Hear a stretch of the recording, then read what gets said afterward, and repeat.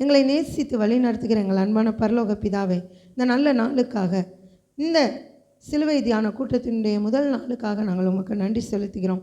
இந்த நாளிலும் அப்பா, நாங்கள் கற்றுக்கொள்ளக்கூடிய கர்த்தர் எங்களுக்கு வெளிப்படுத்தக்கூடிய ஒவ்வொரு காரியங்களுக்காக நாங்கள் உமக்கு நன்றி செலுத்துகிறோம். துதிக்கிற ராஜா, நீர் எங்களை மறைத்து நீங்கள் வெளிப்படுங்க.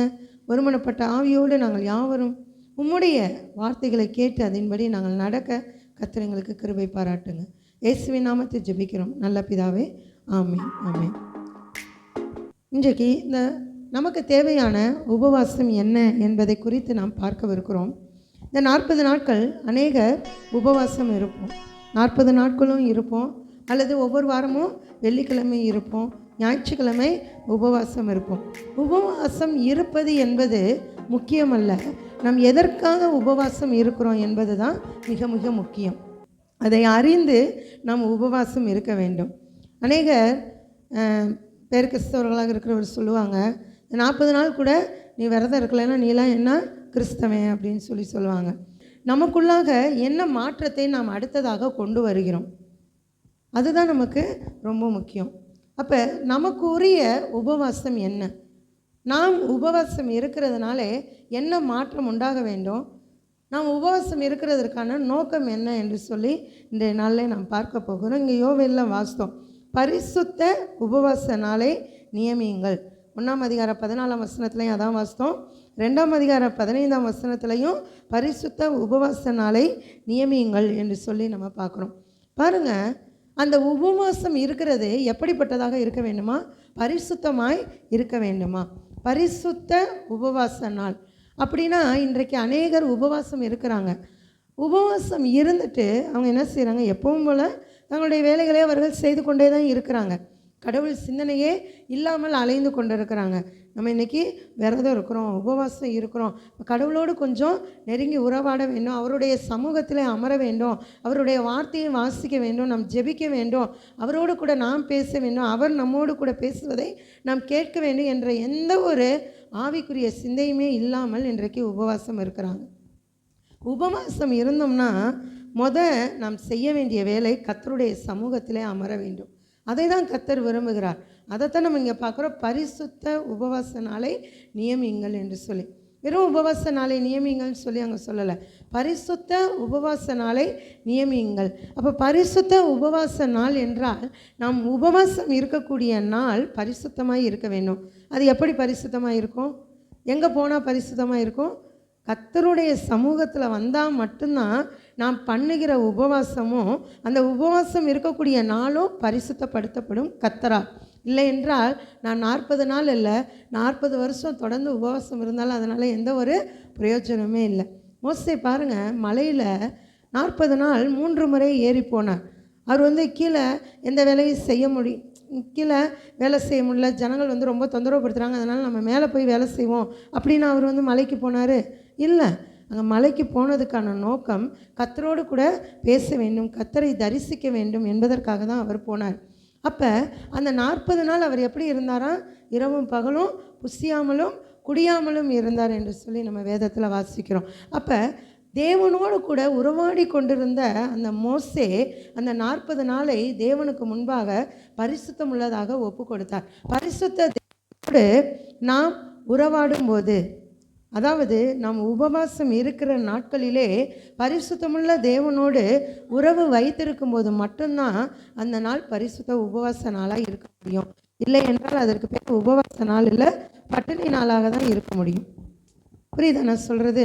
அப்போ நம்ம உபவாசம் இருக்கிறோம், கர்த்தருக்காக நாம் உபவாசம் இருக்கிறோம்னா ஏதாவது ஒரு காரியத்தை பொருத்தனை பண்ணி அந்த காரியத்தை கர்த்தருடைய சமூகத்தில் கொண்டு சேர்த்து அவருடைய சமூகத்தில் நம்ம என்ன செய்யணும், காத்திருக்க வேணும், அவரோடு கூட பேச வேணும். அதுக்கு பேர் தான் உண்மையான உபவாசம். இன்றைக்கி நான் ஒரு 3 காரியங்களை நான் உங்கள் முன்பாக நான் வைக்க விரும்புகிறேன்.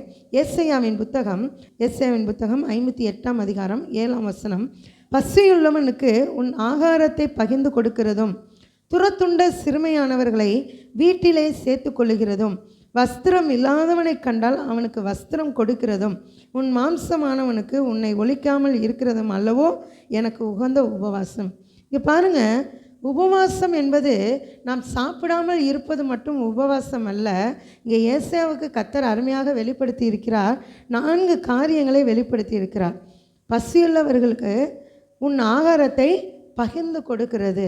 முதல் காரியம், பசியுள்ளவனுக்கு உன் ஆகாரத்தை பகிர்ந்து கொடுக்கிறது.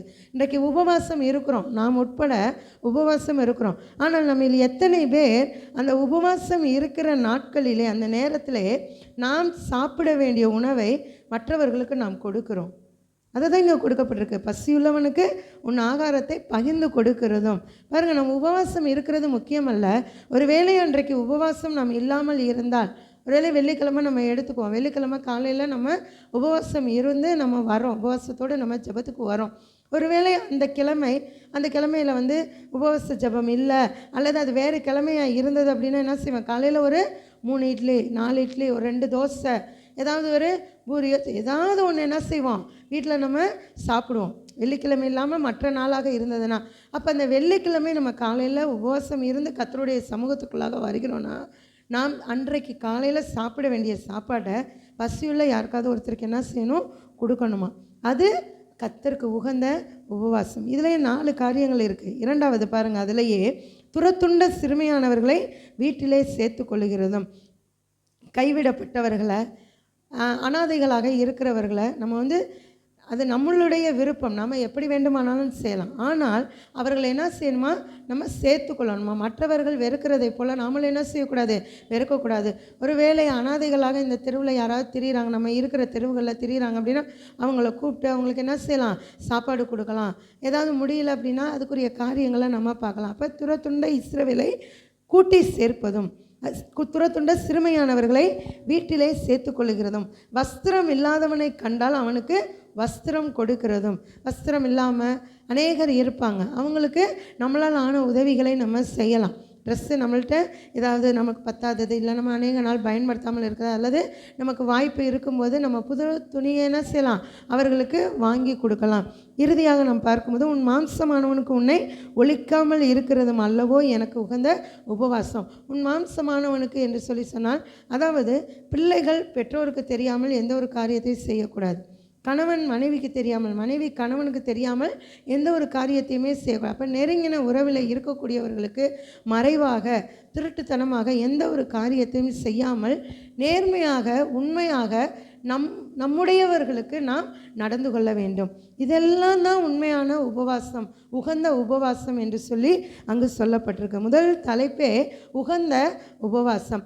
கர்த்தருக்கு உகந்த உபவாசம் என்பது பசியுள்ளவர்களுக்கு ஆகாரத்தை கொடுக்கிறது. 2வது துரத்துண்ட சிறுமையானவர்களை சேர்த்து கொள்கிறது. 3வது வஸ்திரம் இல்லாதவர்களுக்கு வஸ்திரத்தை கொடுப்பது. 4வதாக நம்முடையவர்களுக்கு, நம் மாம்சமானவர்களுக்கு நம்மை ஒழிக்காமல் இருப்பது. இதுதான் கர்த்தர் அவருக்கு உகந்த உபவாசம் என்று சொல்லுகிறார். அப்போ இதில் நாம் எதிலையாவது குறைவுள்ளவர்களாக இருந்தால், இந்த 40 நாட்களில் கர்த்தரிடம் பொருத்தனை பண்ணிக்கொண்டு அதையெல்லாம் மாற்றிக்கொண்டு அடுத்த பகுதிக்குள்ளாக நாம் நுழைந்து செல்ல வேண்டும். அதுதான் உபவாசம். நான் எப்பயும் போல தான் இருப்பேன், என்ன வேணாலும் பைபிளில் போட்டிருக்கலாம், நான் இப்படியே தான் இருப்பேன் அப்படின்னு இருந்துட்டு நம்ம உபவாசம் இருக்கிறதுனால எந்த ஒரு பிரயோஜனமே இல்லை. நம்ம உபவாசம் இருக்கிறதுனால நம்முடைய வாழ்க்கையில், நம்முடைய நடத்தையில், நம்முடைய பேச்சில் ஏதாவது ஒரு மாற்றம் உண்டாக வேண்டும். அதை தான் கர்த்தர் சொல்லுகிறார், இது எனக்கு உகந்த உபவாசம் என்று சொல்லி. உபவாசத்தில் அநேக வகைகள் இருக்கிறது. பொதுவாக என்னென்ன உபவாசம் இருக்குது என்று சொல்லி கேட்டால், பொதுவாக என்ன சொல்லுவாங்க? உபவாசத்தில் என்னென்ன இருக்குதுன்னு கேட்டால், இப்போ நான் இந்த பாயிண்ட் சொல்லிட்டதுனால நீங்கள் யோசிப்பீங்க, இல்லை பாயிண்ட் சொல்லாமே நான் எடுத்தோடனே நான் கேட்டிருந்தேன்னா, எல்லோரும் சொல்லக்கூடிய காரியம், ஒரு நாள் உபவாசம் இருக்கிறது, ஒரு நேரம் சாப்பிடாமல் இருக்கிறது, 2 நேரம் சாப்பிடாமல் இருக்கிறது, இல்லை நாள் ஃபுல்லாக 3 நேரமே சாப்பிடாமல் இருக்கிறது, 3 நாள் உபவாசம், 7 நாள் உபவாசம், 14 நாட்கள் உபவாசம், 21 நாள் உபவாசம், 40 நாட்கள் உபவாசம், இப்படிலாம் உபவாசத்தினுடைய வகைகள் இருக்கிறது அப்படின்னு சொல்லிட்டு பேர் கிறிஸ்தவ அங்கே பார்க்கும்போது ஒரு சந்தி அப்படின்னு சொல்லுவாங்க. ஒரு நேரம் உணவை மட்டும் விட்டுட்டு மதியானம் சாப்பிட்டுக்குவாங்க, அதுக்கு பேர் ஒரு சந்தி அப்படின்னு. இந்த மாதிரிலாம் உபவாசம் சொல்லி தான் நம்ம சொல்லுவோம். ஆனால் அது உலக பிரகாரமான. ஆவிக்குரிய வகையில் உபவாசம் என்பது 3 காரியங்கள் இருக்கிறது. முதலாவது கர்த்தருக்கு உகந்த உபவாசம். கர்த்தருக்கு உகந்த உபவாசத்தில் தான் நான் 4 காரியங்களை சொன்னேன். ஆகாரத்தை பகிர்ந்து கொடுக்கிறது, துரத்துண்டவர்களை சேர்த்துக்கொள்கிறது, வஸ்திரத்தை கொடுக்கிறது, நம்முடைய மாம்சமானவர்களுக்கு நம்மை ஒழிக்காமல் இருப்பது என்று சொல்லி. அடுத்ததாக மத்தேயு எழுதின சுவிசேஷம் மத்தேயு 6:16-18. மத்தேயு 6ஆம் அதிகாரம். நீங்கள் உபவாசிக்கும் போது மாயக்காரரைப் போல முகவாடலாய் இராதீங்கள். அவர்கள் உபவாசிக்கிறதை மனுஷர் காணும் பொருட்டாக தங்கள் முகங்களை வாட பண்ணுகிறார்கள். அவர்கள் தங்கள் பலனை அடைந்து தீர்ந்ததென்று மெய்யாகவே உங்களுக்கு சொல்லுகிறேன். நீயோ உபவாசிக்கும் போது அந்த உபவாசம் மனுஷர்களுக்கு காணப்படாமல் அந்தரங்கத்தில் இருக்கிற உன் பிதாவுக்கே காணப்படும்படியாக உன் தலைக்கு எண்ணெய் பூசி உன் முகத்தை கழுவு. அப்பொழுது அந்தரங்கத்தில் பார்க்கிற உன் பிதா உனக்கு வெளியரங்கமாய் பலன் அளிப்பார். கர்த்தருடைய பிள்ளைகள் உபவாசிக்கும் போது அது யாருக்கும் என்ன பண்ணக்கூடாது, தெரியக்கூடாது. மனுஷர் காணும்படியாக ஒருபோதும் நம்ம என்ன செய்யக்கூடாது, உபவாசம் இருக்கக்கூடாது. மனுஷர்கள் உபவாசம் இருக்கும்போது, விசேஷமாக புற மதத்தவர்கள்லாம் உபவாசம் இருக்கும்போது எப்படி இருப்பாங்க, ரொம்ப சோர்வாக இருப்பாங்க, தூங்கிக்கிட்டே இருப்பாங்க, படுத்தே இருப்பாங்க. ஏன்னா எந்திரிச்சு வேலை செஞ்சாக்கும் டயர்டாயிருவோம், பசி எடுத்துரும் அப்படிங்கிறதுக்காக படுத்தே இருப்பாங்க, சோர்வாக இருப்பாங்க, நல்லா தலையை சீவ மாட்டாங்க, குளிக்க மாட்டாங்க. யாராவது வீட்டுக்கு வந்துட்டு ஏன் இப்படி இருக்கிறீங்கன்னு கேட்டால் உபவாசம் இருக்கிறேன், விரதம் இருக்கேன், நோன்பு இருக்கிறேன் என்று சொல்லுவாங்க. அது உண்மையான உபவாசம் கிடையாது. அது மாயக்காரருடைய உபதேசம் தான் அப்படிப்பட்டதாக இருக்கும். இயேசு சொல்கிறாரு, நீங்கள் உபவாசிக்கும் போது மாயக்காரரை போல முகவாடலாய் இராதீங்கள். அவர்கள் உபவாசிக்கிறதை மனுஷர் காணும் பொருட்டாக தங்கள் முகங்களை வாட பண்ணுகிறார்கள். மனுஷர்கள் பார்க்கணும், நான் உபவாசம் இருக்கிறத, நான் சாப்பிடாமல் இருக்கிறத, அதாவது அவர்கள் உபவாசிக்கிறதுனால மற்றவர்கள் பரிதாபப்படணும், பாவப்படணும் அப்படின்றதுக்காக அவங்க அதை வெளிக்காட்டலை. நானும் என்னுடைய கடவுளோடு நெருங்கி இருக்கிறேன், பாருங்கள், நானும் பரிசுத்தமாக இருக்கிறேன், அதை நீங்கள் பாருங்கள் அப்படின்னு மற்றவர்களுக்கு தெரியப்படுத்தணும் அப்படிங்கிறதுக்காக அவங்க என்ன செய்கிறாங்க, அப்படி முகவாடலாய் இருக்கிறாங்க. நானும் நல்லவன் தான் அப்படின்னு சொல்லிட்டு காட்டிக்கிறதுக்காக என்ன செய்கிறாங்க, முகவாடலாய் இருந்து அவர்கள் உபவாசிக்கிறதை மனுஷர்களுக்கு தெரியப்படுத்துகிறாங்க. ஆனால் கர்த்தருடைய பிள்ளைகளாகிய நாம் உபவாசிக்கும் போது என்ன செய்யக்கூடாதான், மனுஷர்களுக்கு காணப்படாமல் அந்தரங்கத்தில் இருக்கிற உன் பிதாவுக்கே காணப்படும்படியாக உன் தலைக்கு எண்ணெய் பூசி உன் முகத்தை கழுவு என்று சொல்லி